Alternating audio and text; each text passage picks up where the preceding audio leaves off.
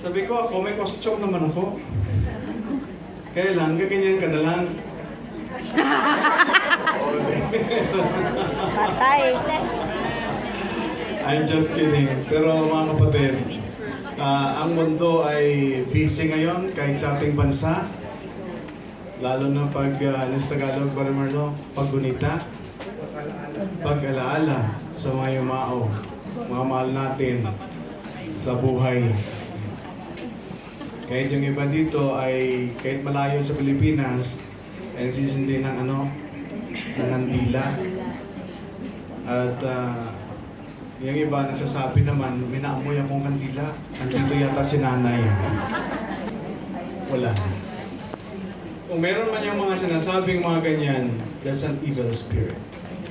So don't believe in that kind of practice that was been taught us by our, forefathers before.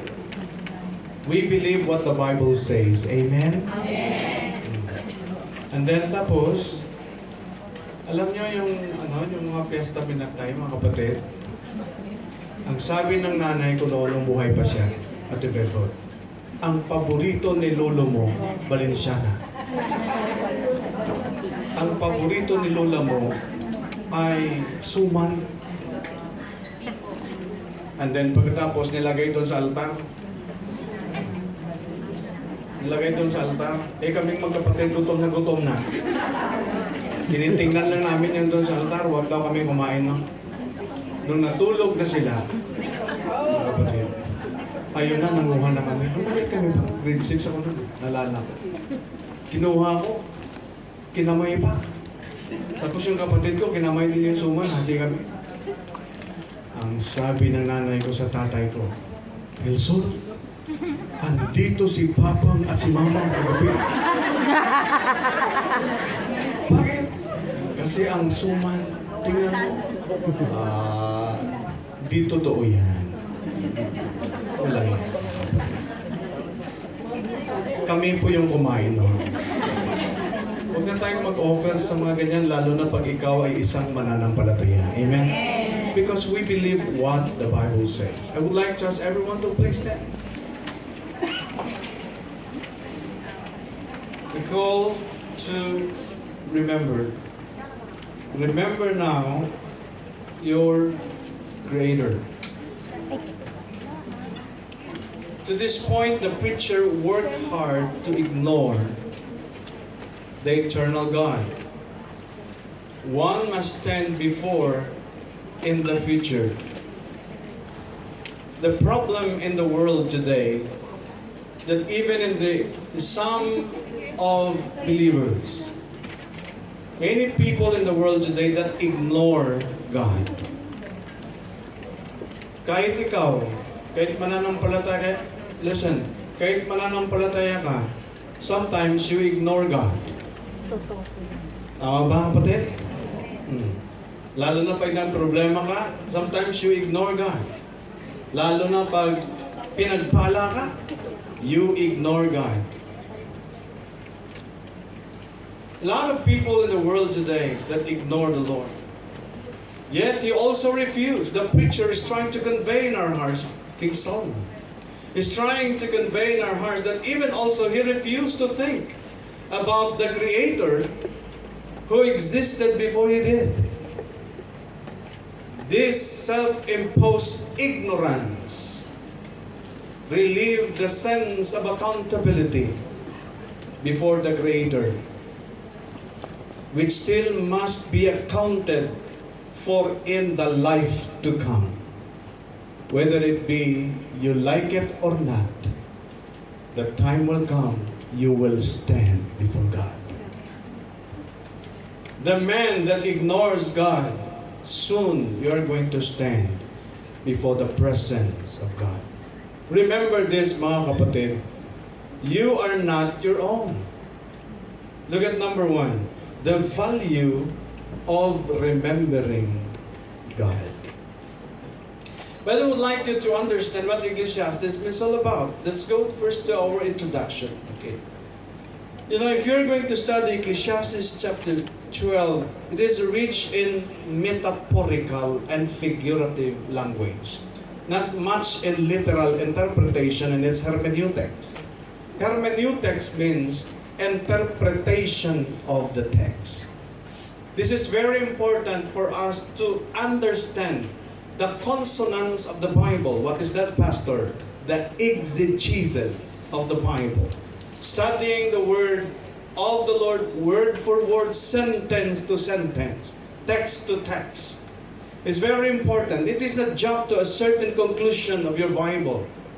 But in this metaphorical and figurative language, widely interpreted as a poetic description of the physical and mental decline associated with old age. Dito, pinahayag ni King Solomon sa Ecclesiastes chapter 12, what will happen to human beings? Anong mangyari sa iyo sa susunod na panahon o kaya mga araw at taon? The word expression of this description concerning about poetic, the word poetic here is, it is an absolute feeling of a person. Napakalalim na damdamin patungkol sa pagtanda. The passage uses symbolic imagery. What's the purpose, Pastor? What's imagery? To describe the various infirmities of aging. Ano ang mararamdaman mo? Ano ang karamdamang meron ka? At ano ang mangyayari in the future? It's very important. Look at number 1. Look at the value of remembering God.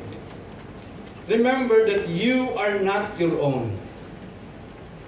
You have no right to yourself. Bakit, Pastor? I am not my own. This is myself. Makikita mo sa Facebook, trust yourself. That's why you fail. Diba? Oh, huwag kang magtiwala sa iba. Magtiwala ka sa sarili mo. Oh. Tapos magpo-post ka naman, bakit ganito ako? Anong nangyari sa akin? Tinatanong mo pa, ikaw na nakakaalam kung ano nangyari sa'yo, tatanungin mo pa sarili mo, ano nangyari sa akin?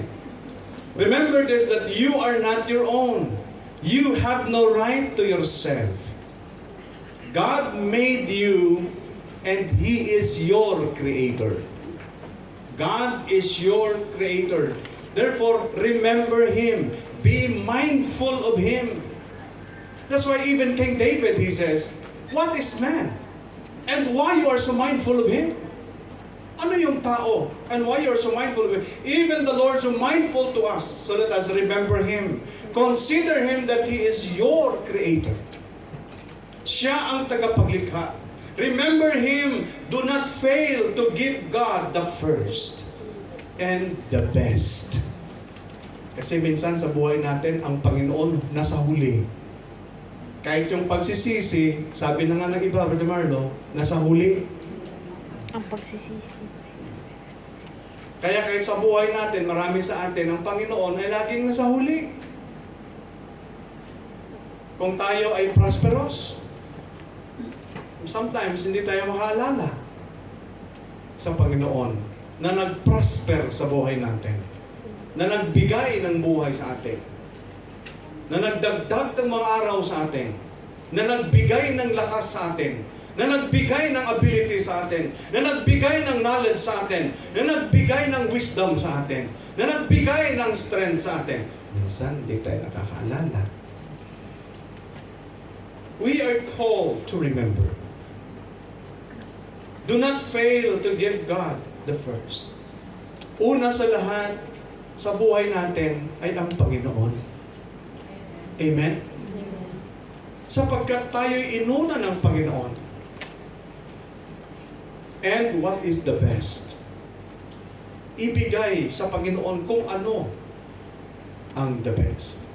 Now, if you're going to look in this passage, in its hermeneutics and the exegesis of the text, look at the word, before difficult days. Difficult days come. Akala mo ba ngayon, easy lang ang buhay? Soon, a lot of difficult things to come that you don't understand sometimes. That's why you need God in your life.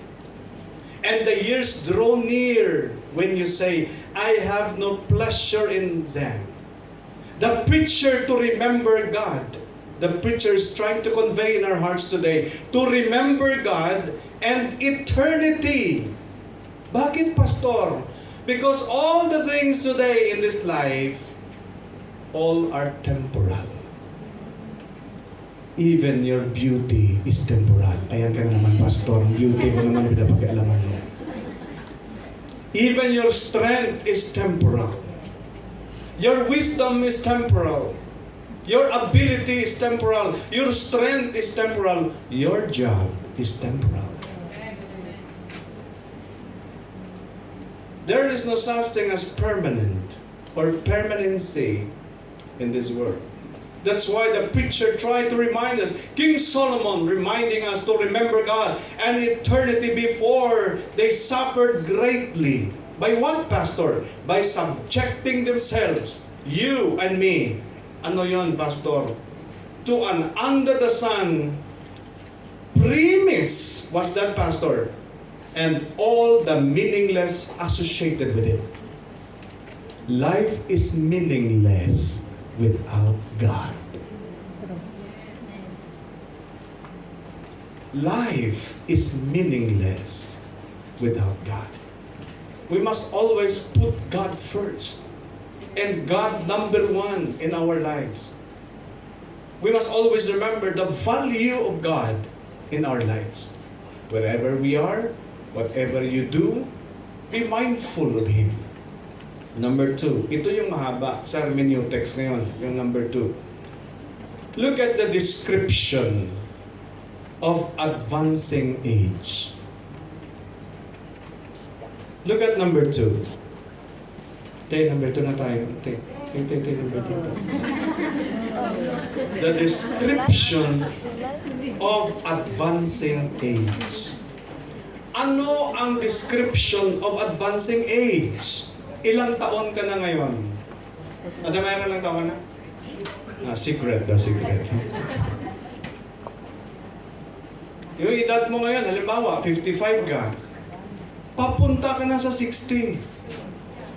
And then papunta ka sa 65 to 70 to 80 to 90. Ewan ko anong mukha mo. Ano na kaya mga tsura natin? Kaya inobserbahan ko yung buhay ni Salamat sa Panginoon dahil si Dr. Ravelo. They are now member of the CCF, right? They are believers of the Lord Jesus Christ. Kasawa na si Haitin na palaging nag-hide noon. Kahit anong niya, kahit anong stretch niya sa mukha niya, wala talaga, balik talaga, kapatid. Kahit ano pang lagay mo dyan, darating ang panahon, mga kapatid. Because of this advancing age. Let us read. Babasa niyo lang ba? Okay. I will read verse number 2 at kayo sa verse number 3. While the sun or light or the moon or the stars be not darkened, nor the clouds return after the rain. Kayo sa 3.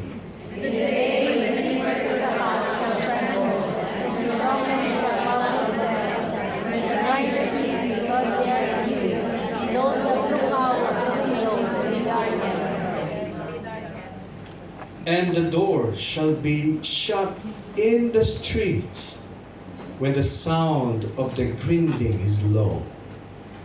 And he shall rise up at the voice of the bird, and all the daughters of music shall be brought low.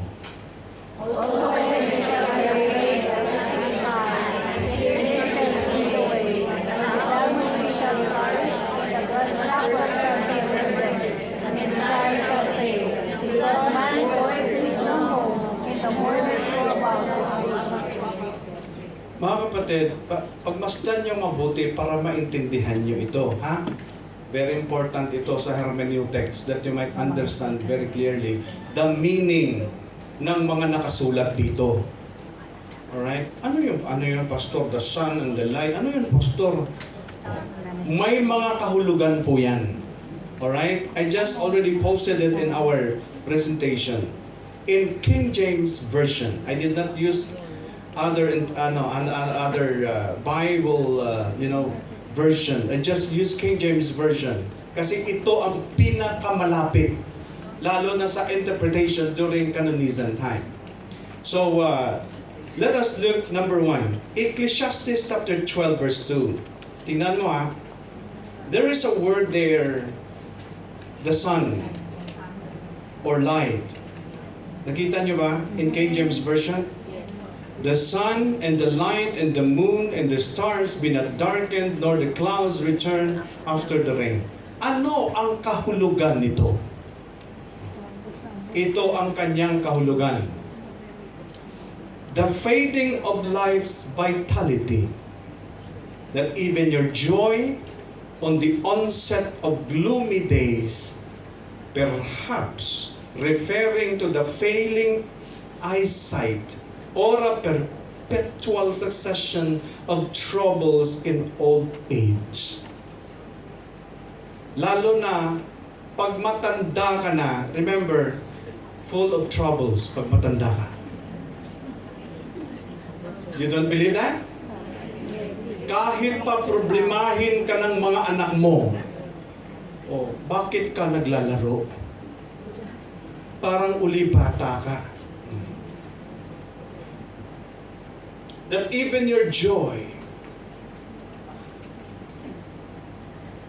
that even the failing of the eyesight, things in this world you will never enjoy.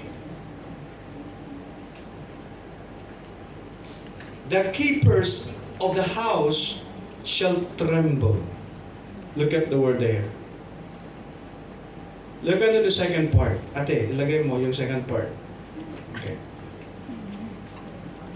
The keepers of the house shall tremble.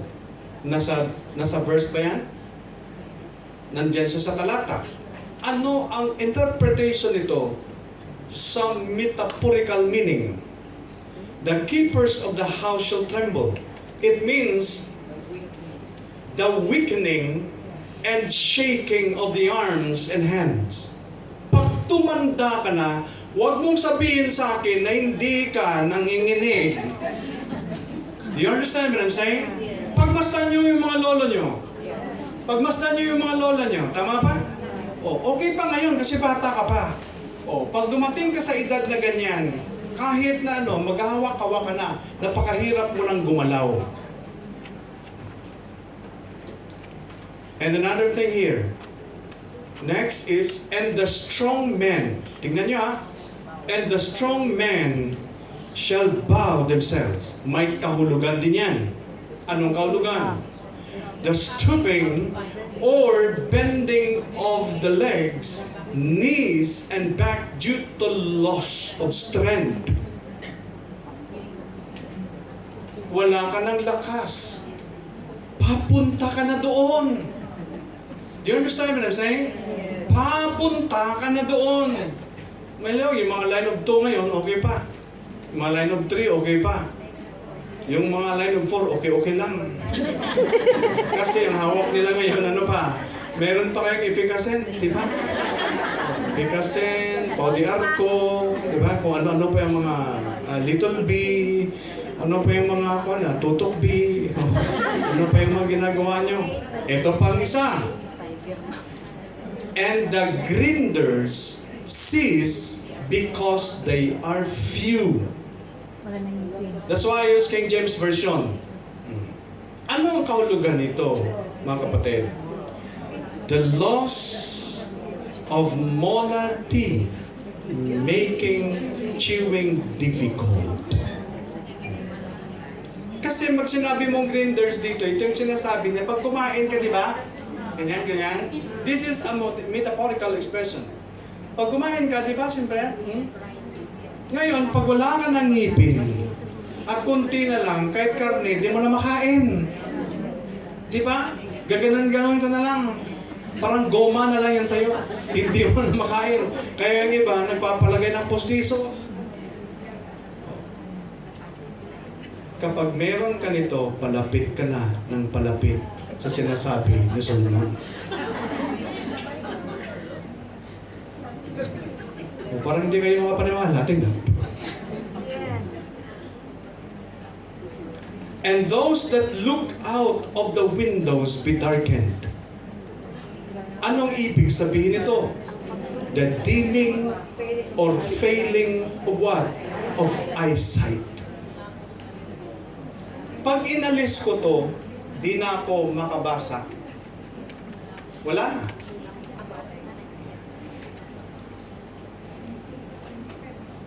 Pero pag isuli ko, mabasa mo pa. But in a natural way, mga kapatid, pawala na, magdidilim na ang iyong paningin. The failing of eyesight. Sa iyong pagsunod ka ba nakakita na matanda na okay pa yung paano nila? Hindi naman lahat, pero marami at sa karamihan. And the doors, look at the word.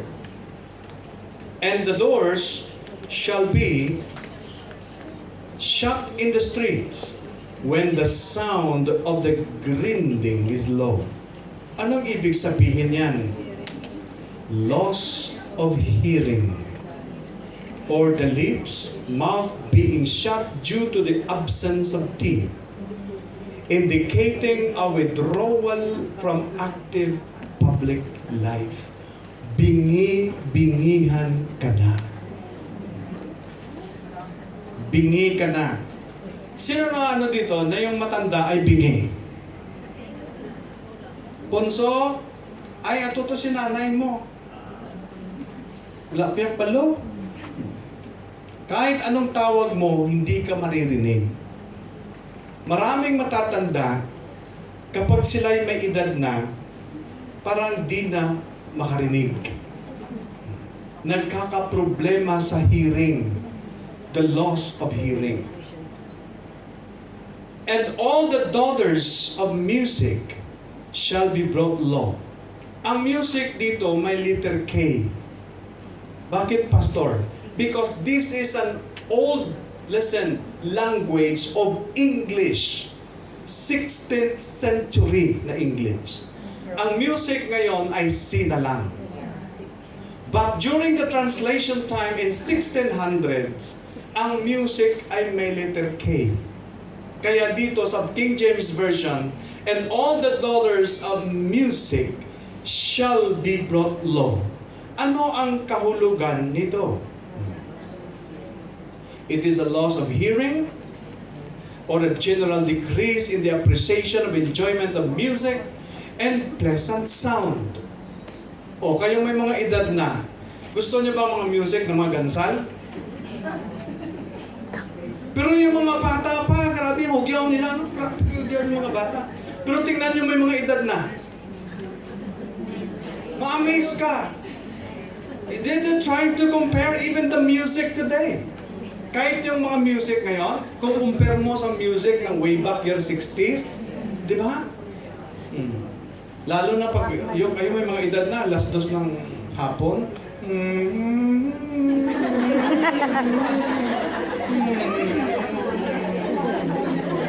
Pero pag makarinig ng music na abi patya na, kakagahot. Dahil ang gusto niya mapakinggan ng music ay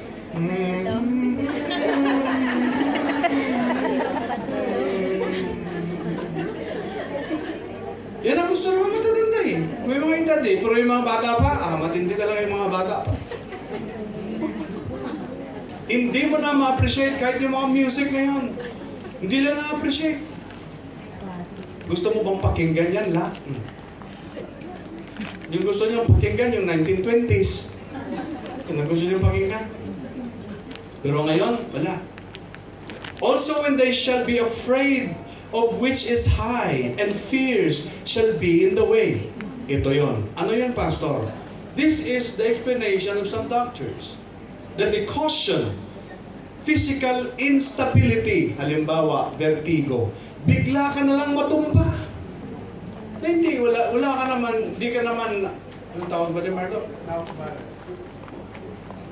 Wala ka namang naapakan, basta natutumpa ka lang bigla. Ganyan si Ma'am Joy. yung dating speaker natin, si Ma'am Joy, bigla na lang matutumba. Dala kasi yan sa kanyang katandaan. Hindi niya ini-expect, sasalita siya, bigla lang siya matumba. Tapos, ma-outbalance siya. And general anxiety or fearfulness that often accompany of the old age. Palagi na lang siya natatakot. At palagi na lang ninenervyos. Yan ang mga matatanda. Lalo na pag sumakay ka sa sa mabilis na sasakyan. Kaya pag may matanda, pag magbilis yung tricycle, pumilaan mo lang doon.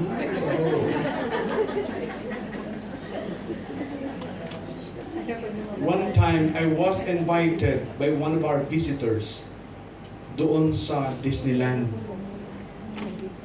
Yung spacecraft, Space Mountain ba yun, yung pinakamabilis, yung gumaganon.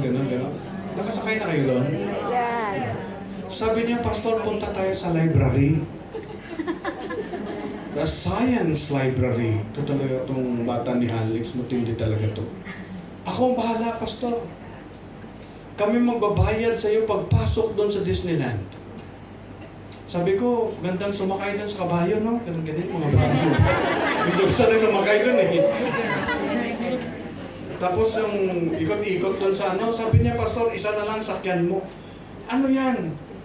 Yung Space Mountain. Pag sabi ko, talaga, library lang yun. Oh, para makikita mo lahat ng planeta. Hindi ko akalain. Nagaganon pala siya, tapos gaganon-ganon. Naku. May picture pa pala kayo kung ano yung mga tsura niyo doon paglabas niyo.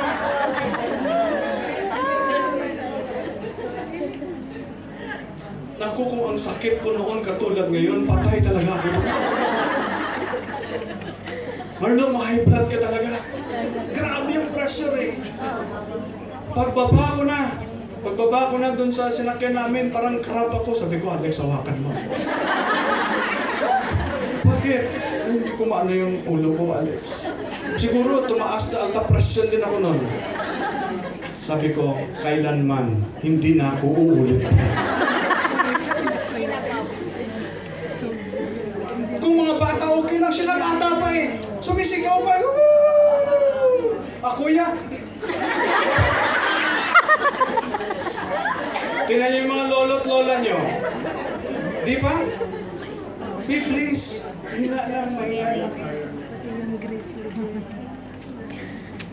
Ito pa. O mga boys, natin ito.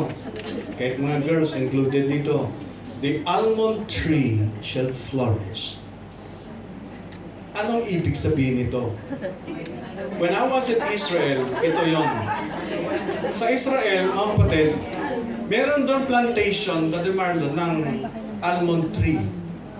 Yan ay makikita nyo, malawak yon sa Shiloh, kung saan nakatayo, doon inilagay yung templo or where they offered to the Lord.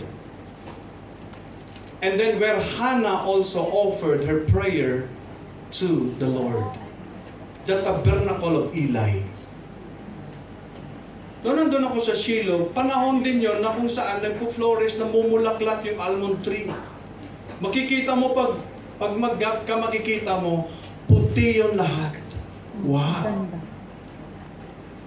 Ito yung sinasabi ng Bible, the almond tree shall flourish. What does it mean? The whitening of hair. Marami dito sa atin na maraming puti na ang buhok. Yes. Pero sa totoo lang, konti lang ang nakita ko rito. Bakit? Dahil may kulay na. Pero sa totoo lang, pag hindi mo yan lagyan ng kulay, ang puting buhok lumalabas katulad ko. Ay, hindi ko na i-deny yan. Nilalagyan ko rin para, siyempre, alam mo na. Pati natin lang yan. Tayo, pamilya naman tayo rito. Amen po ba? Whitening of hair, as almond blossoms turn a brilliant white. Another thing, and the grasshopper shall be a burden. Ito yung talagang reality of life talaga to. What does it mean? A loss of vitality where the lightest things, even a grasshopper, become a burden, or the person drags themselves along with what? Difficulty. What does it mean, a burden? The time will come na kahit ikaw, you as a parent, someday to your children, you are a burden. Bakit, Pastor? Bigyan ko kayo ng isang halimbawa. Ang nanay nagkasakit, silang mag-asawa nag-aaway. Sabi niya, ako trabaho, bigyan ko ng reality ha, pero hindi naman lahat, pero bigyan kita ng point. Paano naging bigat? The man is working, and the wife is in the house, and the mother is there, gets sick, a stroke. Palagi na lang nasa ospital. Lagi na lang sa ospital. Laging sa ospital. Laging sa ospital. Ang sabi ng lalaki, sabi niya, nagtatrabaho ko dito, parang hindi na tayo aahon. Napakabigat ng sitwasyon natin. Paano kaya kung yung nanay mo, pasa mo naman sa ibang kapatid mo? Ang sakit nun. Kung ang nanay nakarinig nun, sabihin na lang ng nanay siguro, Lord, kunin mo na lang ako. Pasa-pasa lang ako ng mga anak ko. The time will come that you will be a burden to your children. Lalo na pag nagkakaedad ka, napasaway ka. Nako, bawal kainin ito, kainin pa.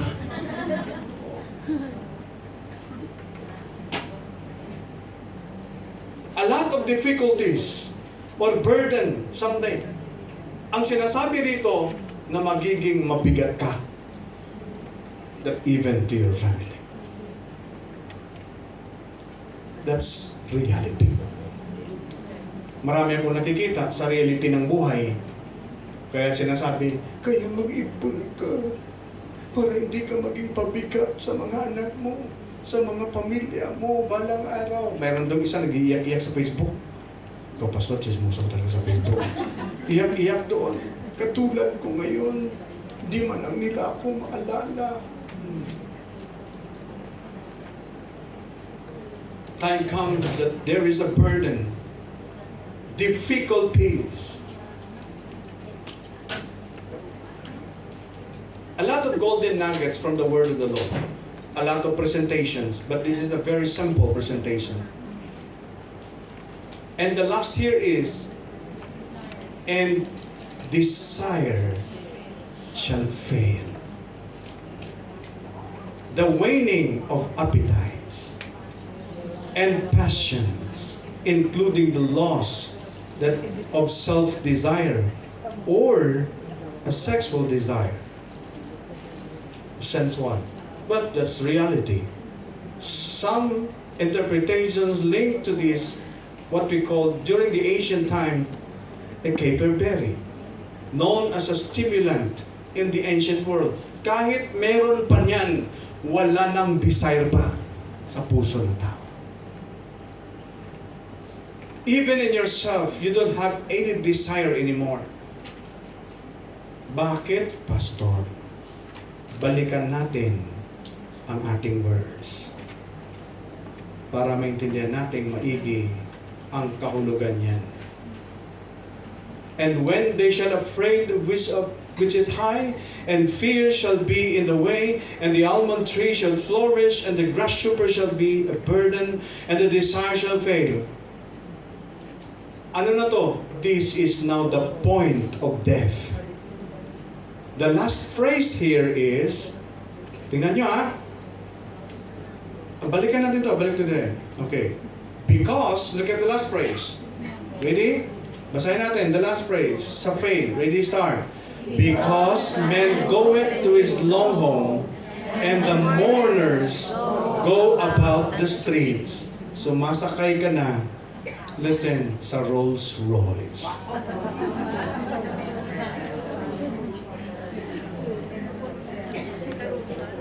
Because man goeth to his long home, and the mourners will what? Oh, tingnan nyo. Pag naglibing tayo ng patay, di ba the mourners are going to the streets? And they're going to cry?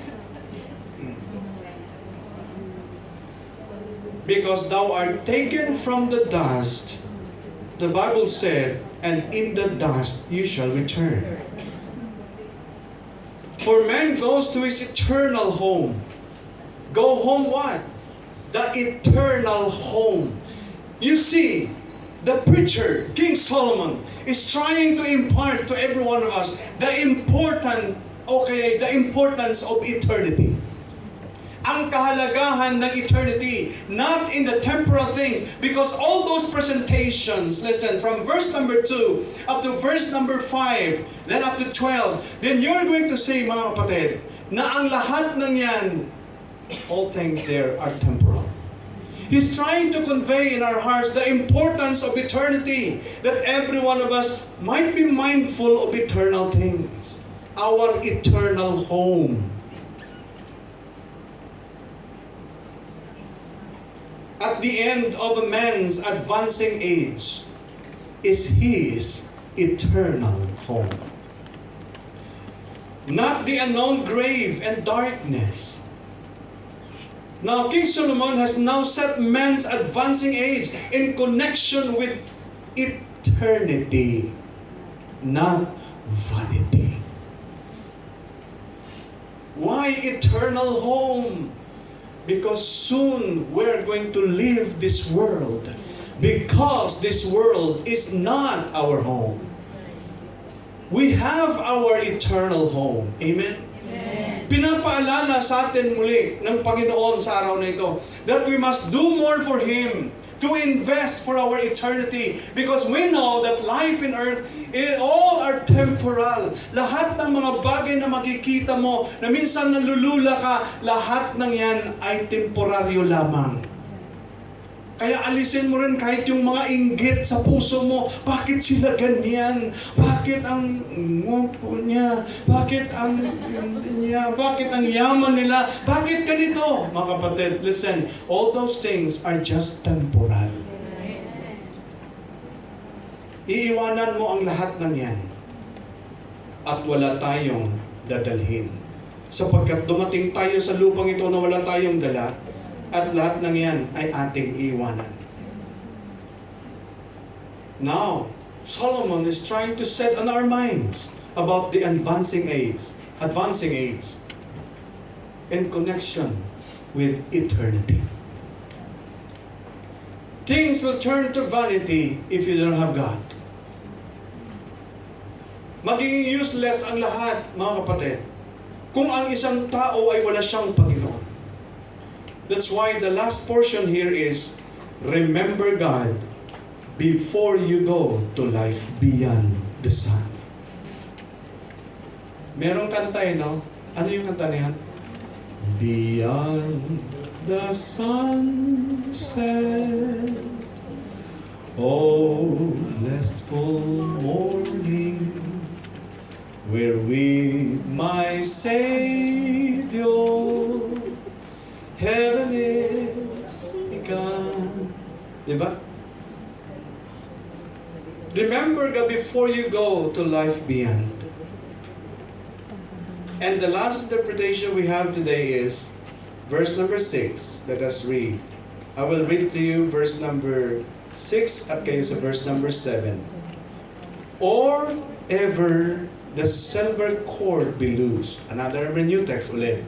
Metaphorical interpretation. Makinig kayo mabuti ha. Or the golden ball be broken. Or the pitcher be broken. And the fountain or the wheel broken at the cistern. Altogether, verse 7. Then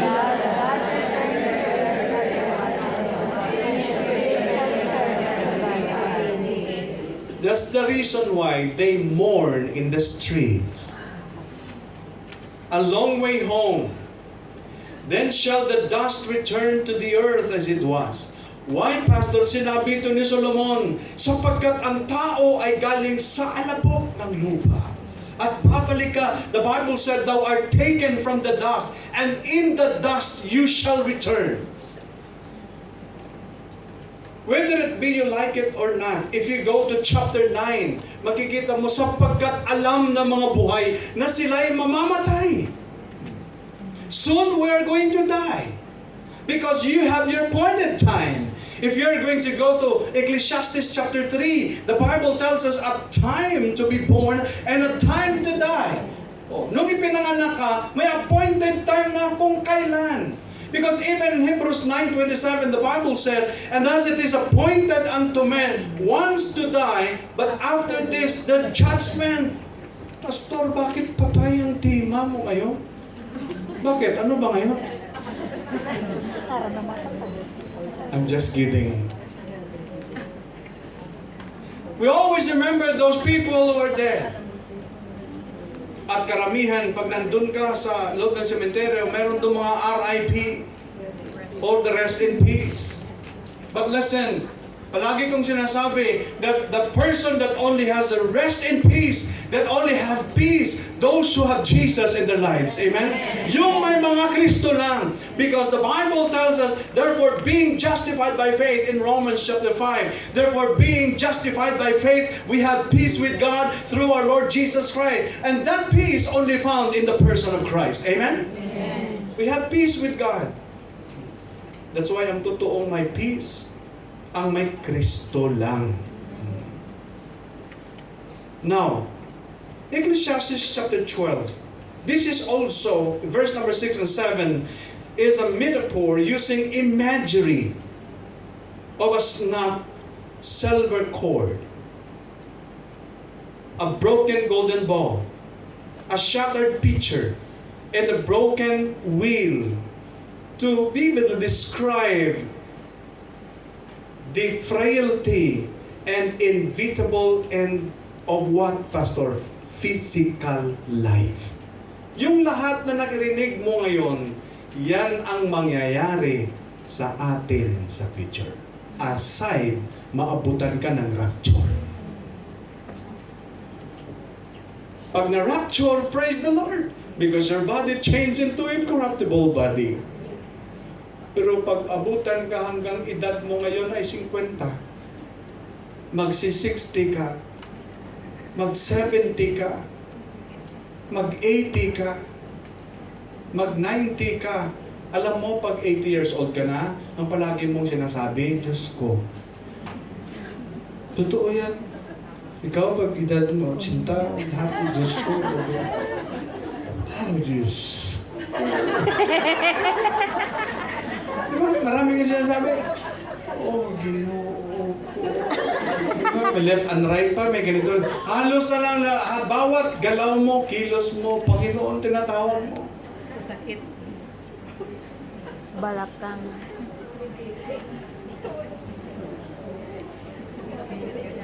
What is the silver cord? This is a metaphor. Look at the word silver cord on the verse. A vital connection between the body and the life-giving spirit. When cord snaps, life is extinguished. At the point of death. Pastor, marami ka na bang nakita? Actual na namatay sa harap mo? Of course. Because I am also one of the counselor of the cancer patients when I was in the college. And one of the cancer patients is my disciple. A lung cancer, stage 4, and she's dying. And she cried in my arms. And I hugged her. Ang sabi ko sa kanya, Nay, okay lang yun, Nay. Basta, alam mo ba yung isang mamamatay na? Ano yung ano niya? Ramdam ko siya. Iba kasi yung narinig mo, na actual eh. Nag-hug siya sa akin. Very tight. Basta, ayoko pang mamatay. mamatay. Kasi Ilonggo pa, hindi pa ko gusto mamatay. Ayaw pa niyang mamatay. She refused to die. That is an actual situation when I hug her. I comfort her and I pray for her. Ginaganon ko lang siya. Okay lang, Nay. Ang Panginoon ang bahala sa atin. Kung sa Ilonggo pa, ang Ginoo ay bahala sa aton. Hindi kayo magkabala-kaya. Para sa aton ng Ginoo, hadlok ka. Amo ko na magambal sa Ilonggo. Paglalo na kapag may andyan sa ospital, ang Ginoo yung bahala sa aton. Ano gijabi? Ginoo ya, updan tayo sa Ginoo ya, asa sa pihak nga kabuhi ya. Ang sabi niya, tuod mo. Siyempre, tuod ginaya.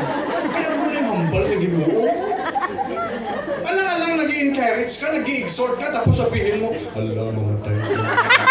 Hindi naman ganun.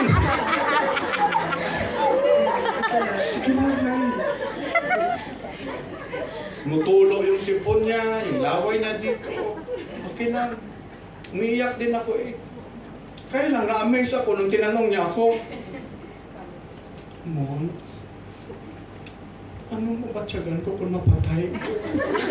Ano ko na ang mararamdaman niya kapag mamatay siya? Marami akong alam, hindi naman lahat alam ko na, pero maraming tanong sa Biblia na pwedeng masagot eh. Pero yun nakakahirap sagutin. Alam niyo, ito na lang talaga yung sinagot ko sa kanya. Hindi ko alam, Nay. Kasi hindi ko pa na-experience yun. Kalaunan, namatay din siya.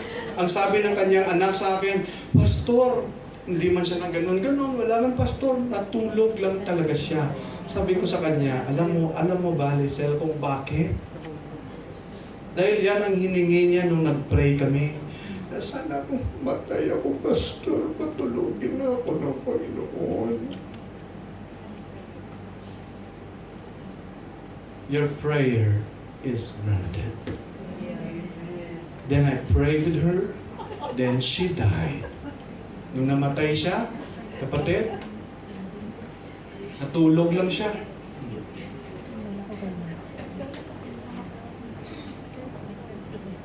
That's life. Yan ang buhay natin sa lupang ito.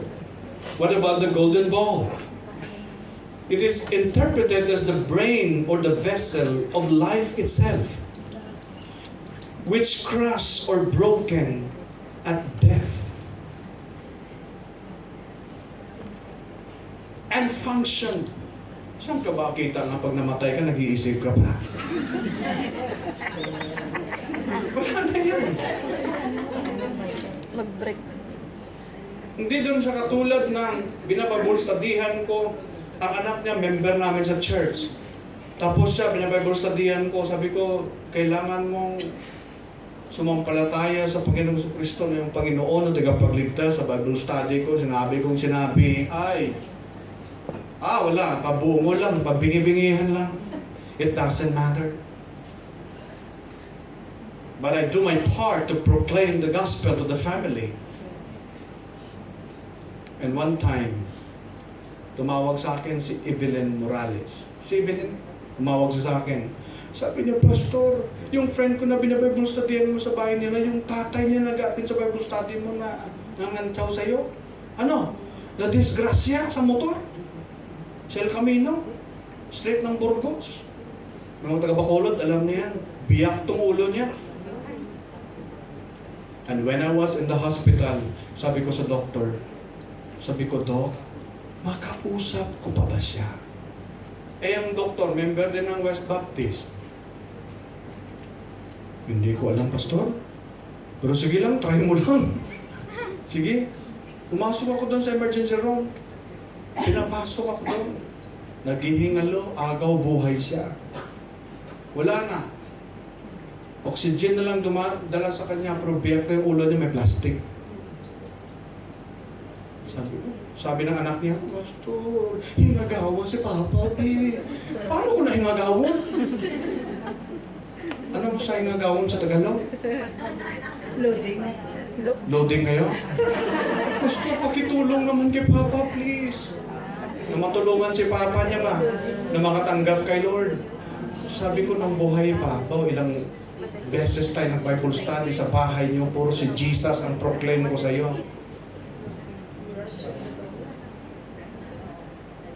Isat naman. Sabi ko, Nong, batian mo pa ko. Mugin ang tunos ng mahal ko yan. Inunggong-inunggog yan. Nong, nabatian mo pa ko. Kung nabatian mo ko, ti mga muyo, kusin mo. Kung matuod, gid nga magtuo ka kay Kristo, ti mga muyo, ta, sunod ka sa akon, paano pa nang sukod yung biyak ng ulo siya na, hindi, kumatos na ganito. Pero yung sa akin na lang, dahil sa anak niya, grabe yung worry sa anak niya. Then pinag-pray ko na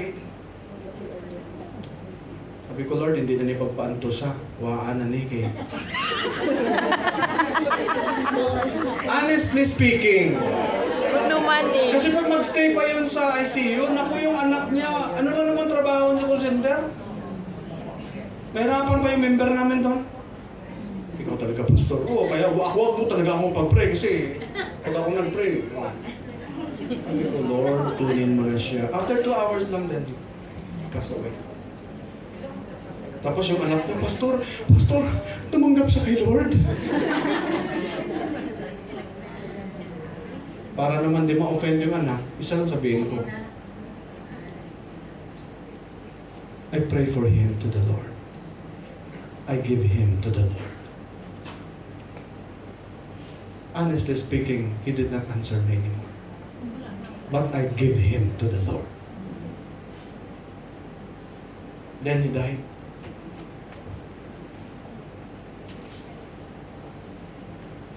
The pitcher at the spring, wheel at the well. This represent life essential what we call functions. The pitcher for drawing water, makinig mabuti ha, science naman ito. And the wheel for the well symbolize the body's ability to sustain itself, which is shattered, shattered when death occurs. Bakit, Pastor? Ano itong tubig sa katawan? Listen, this is water in the body. What does it mean, Pastor? Your body composed of 70% water. Itong buong katawan natin. And then the rest, the 30%, yung mga bones mo, ganyan lang yan. Kaya kita mo, pag i-cremate ka, ako, mabili ako dito sa mga Chinese brethren. May mga patay sila. Dito sila pumunta sa atin. Lalo na wala silang mga pastor na magano. Punta sa akin. Oo, agad ako eh. It's time to evangelize. It's time to proclaim. Una doon, may na-cremate na doon. I'm not standing in cremation. But it's not about cremation. It's all those who are alive. Why I proclaim the gospel? Nakilala ko na din nung sumusunog ng patay. After ilang buwan lang, may namatay naman ulit. Sabi naman ng nag-cremate doon, it's you again, ha?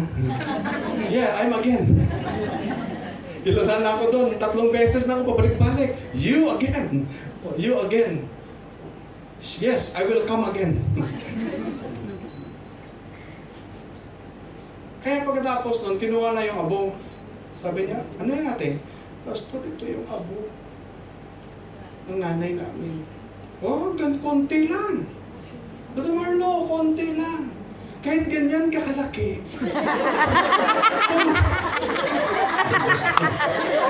Kaya sabihin ni Marlo, ikaw, Pastor, mabahal si Pastor. Konti ka lang pala. Tingnan mo ang kalaki natin, no? Di ba? Kaya yung isa yung anak, 23 years old, malaki pa kay Marlo eh. 23 years old eh. Yung pangatlong na-officiate kong funeral service doon sa Asyongwan. Ang laki-laki. Pero nung kinuha na nila, yung yung bowl nila, nilalagyan ng, anong tawag to? Urn nila? Yun. Konti. That's why even the science explain that you have only 70% water. And the rest is 30%. Na yung mga ano mo, yung abo mo. Makinig ka mabuti. When you die, listen, there's no water in it. Because even, listen, pag binuksan niyang ano mo, pag binuksan niyang nitso mo, lahat na makikita doon, there is no water anymore.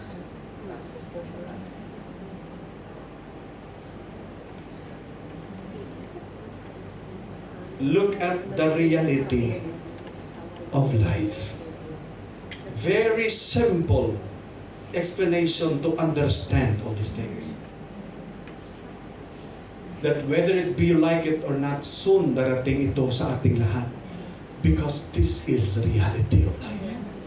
Amen. Whether it be like it or not.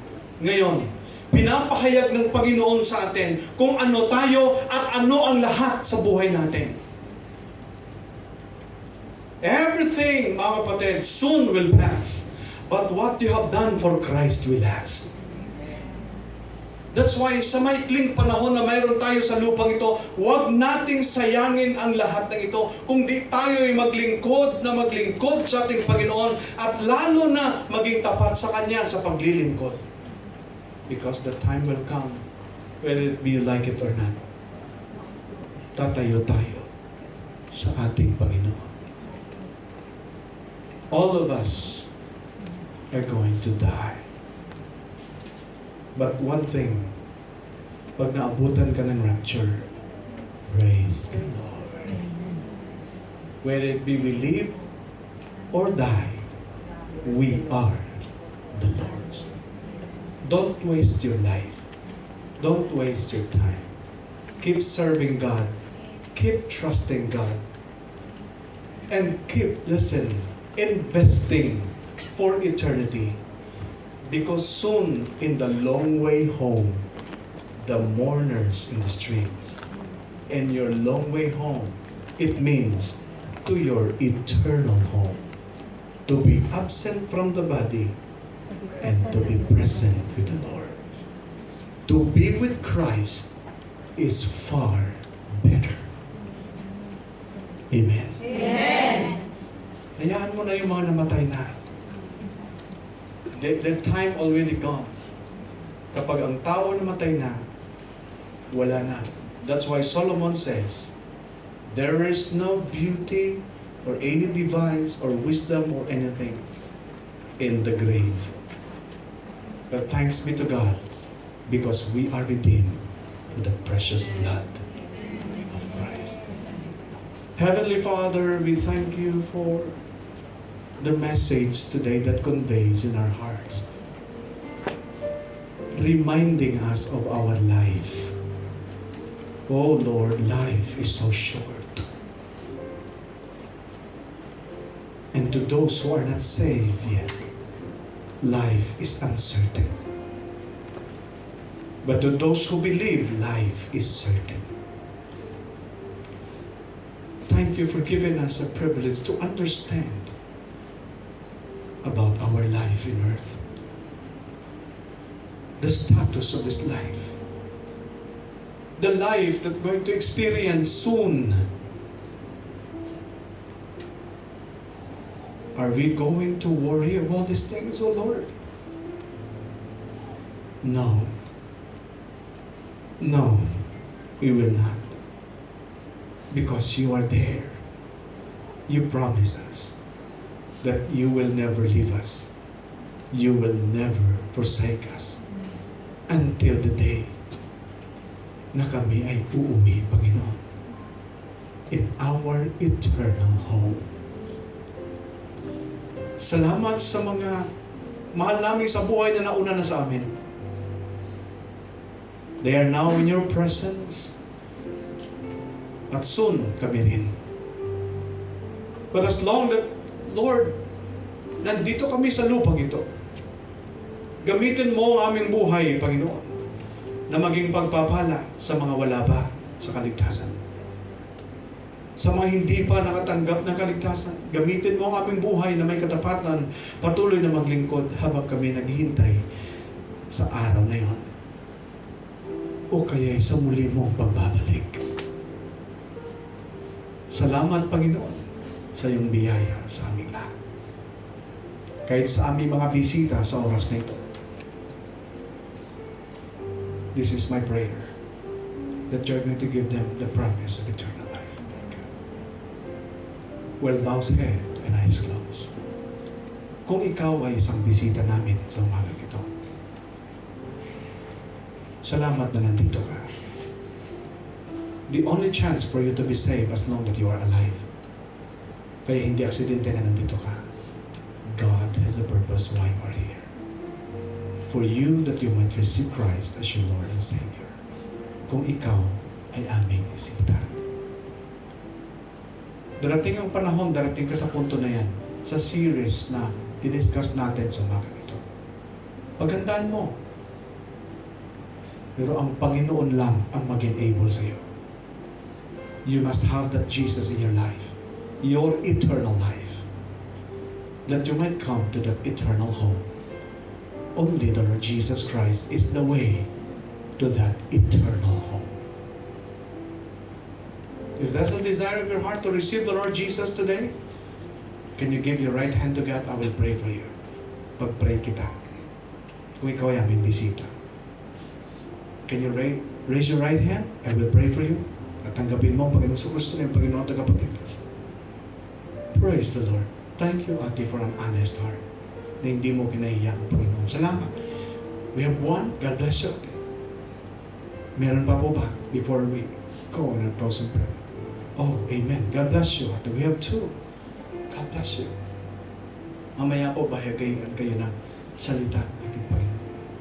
To all our members, I will address this to you. Nakita mo ang reality in the future.